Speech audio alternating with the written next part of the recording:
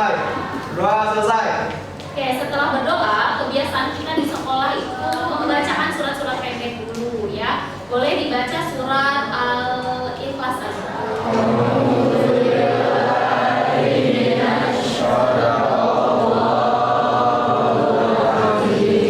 Hari ini siapa yang tidak hadir?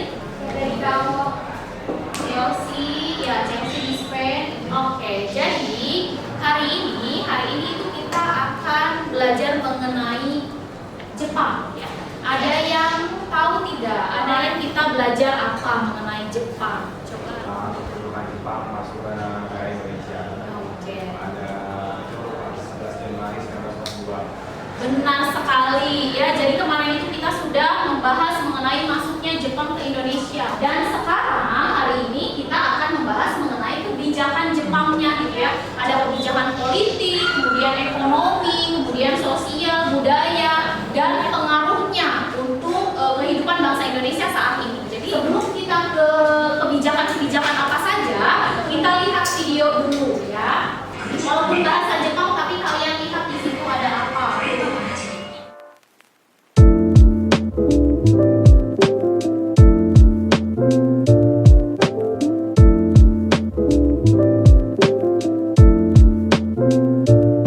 Videonya tentang apa tadi sudah diperhatikan?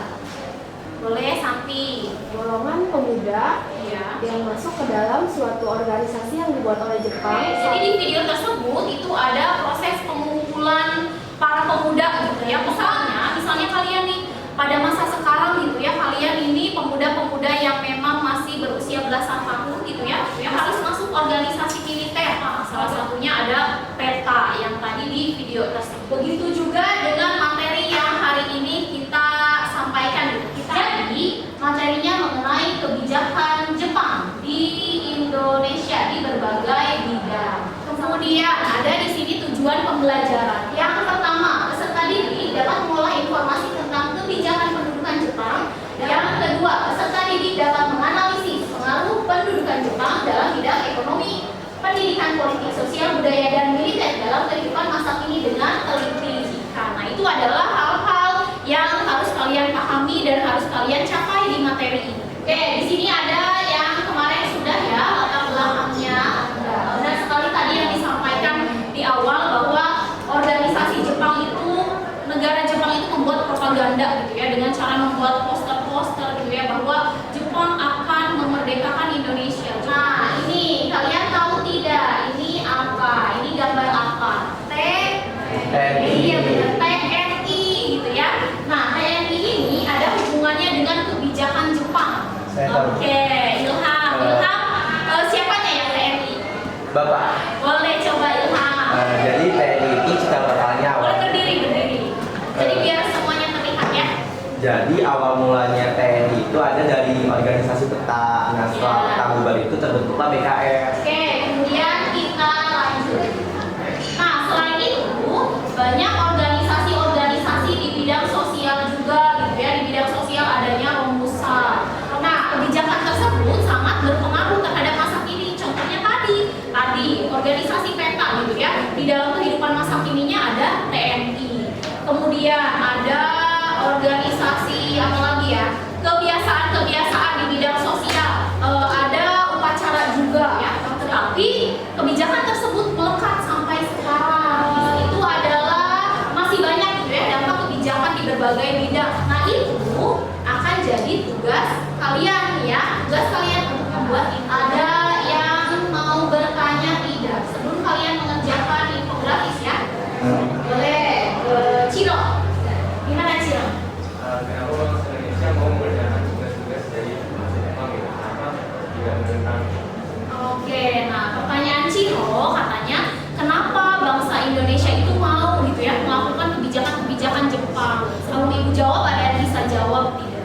Oke, boleh Dayana. Bangsa Indonesia sebenarnya terpaksa melakukan kebijakan-kebijakan dari Jepang. Dari Jepang yang bertugas untuk mengawasi tokoh-tokoh pergerakan, terutama tokoh-tokoh yang non-kooperatif.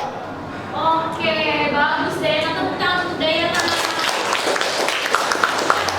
Cara itu berkeliling, kemudian mengawasi, kemudian menginstruksikan kalau misalnya ada yang tidak mau menuruti kebijakan Jepang.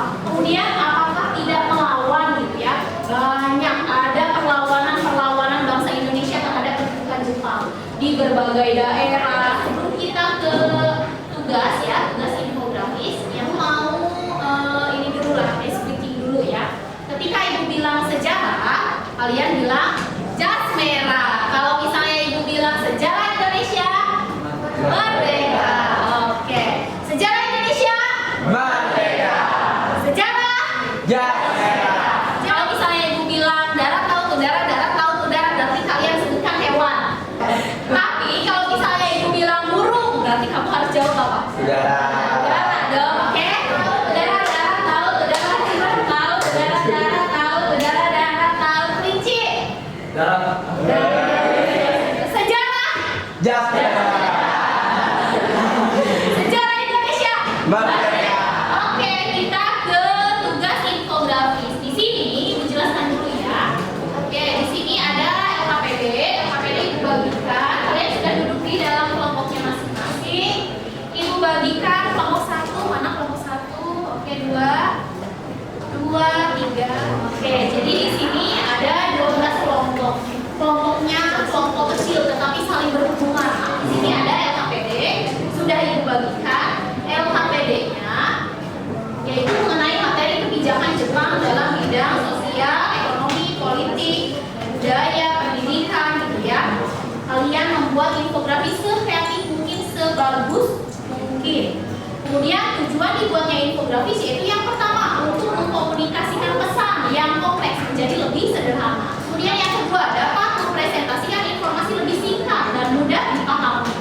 Kemudian yang ketiga dapat menjelaskan data lebih mudah. Kemudian yang keempat dapat memonitor secara periodik setiap parameter perubahan. Jadi, nah contoh infografis kebijakan Jepang dalam bidang pendidikan. Tuh ada di sini ya, bersekolah di zaman Nippon.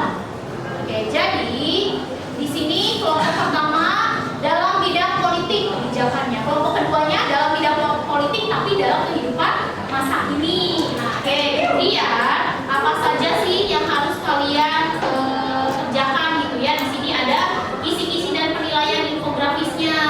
Nah, penilaiannya, misalnya isian teks.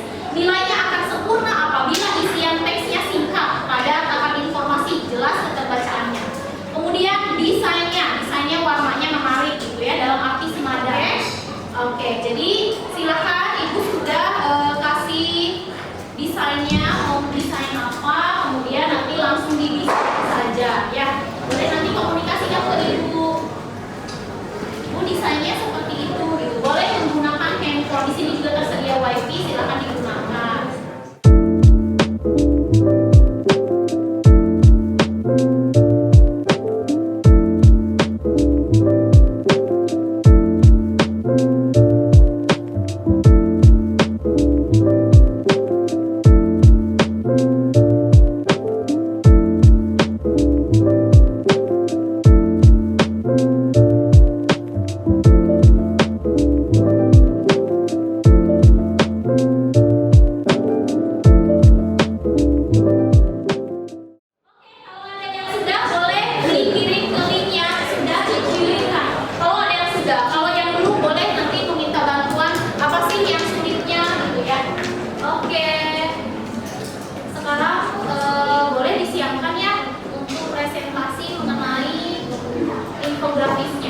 Assalamualaikum warahmatullahi wabarakatuh.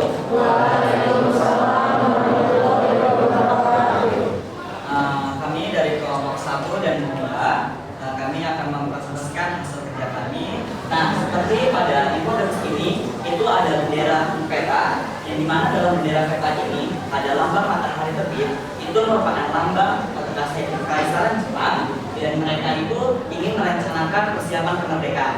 Seperti pada gambar para tokoh itu ada Jenderal Besar Sudirman, ada Soeharto, ada Ahmad Yani. Ada yang ditanyakan tidak mengenai kelompok 1 propaganda Jepang di bidang politik, kemudian kelompok 2 hubungan antara peta dengan terbentuknya TNI. Oh boleh. Ya, siapa?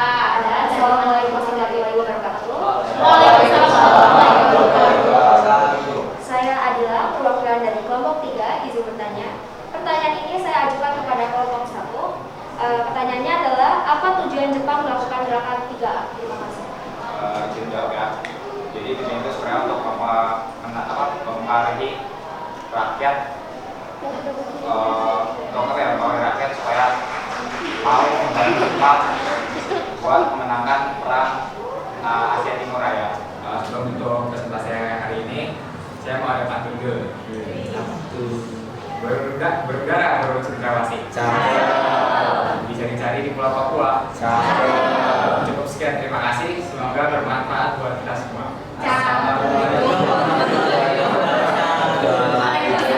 Assalamualaikum warahmatullahi wabarakatuh. Selamat siang semuanya. Jepang, apa sih yang ada di benak kalian ketika mendengar kata Jepang? Oke, negara Jepang yang telah menjajah Indonesia tidak hanya meninggalkan dampak-dampak tertentu, tapi juga meninggalkan kebijakan dan pengaruhnya yang terasa hingga masa kini. Baik, salah satu kebijakan dari Jepang adalah Seikirei. Mari kita simak penjelasannya pada kelompok 7, dipersilakan. Salah satu tokoh yang menentang Seikirei di Kaisaran Singaparna ini adalah Kiai Haji Zainal Mustafa dengan cara menyabotase, memutus kawat-kawat telepon dan membebaskan tahanan politik. Kami membuka sesi tanya jawab kepada para kelompok. Jika ingin ada yang bertanya, dipersilakan. Saya seperti Muhammad Lutfi Kardiana dari kelompok 9, saya ingin bertanya, bagaimana masyarakat Indonesia terhadap kebijakan Seikirei tersebut? Apakah ada perlawanan? Izin menjawab pertanyaannya. Jadi, reaksi masyarakat Indonesia terhadap kebijakan Seikirei tersebut adalah terutama yang beragama Islam menolak kebiasaan tersebut karena menganggap hal tersebut sebagai tindakan musyrik. Bagaimana Pati? Apakah sudah jelas dengan jawabannya? Ya, sudah jelas. Baik, apakah ada yang mau bertanya lagi? Baik, kalau misalnya tidak ada yang bertanya lagi, sebelumnya kami ucapkan terima kasih, mohon maaf bila ada kesalahan dan jika ada rasa mohon diungkapkan. Cukup sekian dari kami, kurang lebihnya mohon maaf. Wassalamualaikum warahmatullahi wabarakatuh. Ya, ada yang bisa menyimpulkan tidak? Kita nih tadi mengenai materi-materi yang sudah maju nih, mengenai apa sih? Ya. Yaitu penjajahan dari bangsa Jepang ini berdampak sangat besar. Bahkan pengaruhnya itu sampai terasa atau ada sampai saat ini. Oke, benar sekali, tepuk tangan untuk tadi yang sudah dipresentasikan di berbagai bidang itu ternyata memang ada dampak positif dan negatifnya. Sebelum kita tutup ya, Ibu, di sini ada evaluasi pembelajaran. Boleh dikerjakan di kertas lembar, silakan siapkan kertas lembarnya. Dan ini hanya 5 soal ya.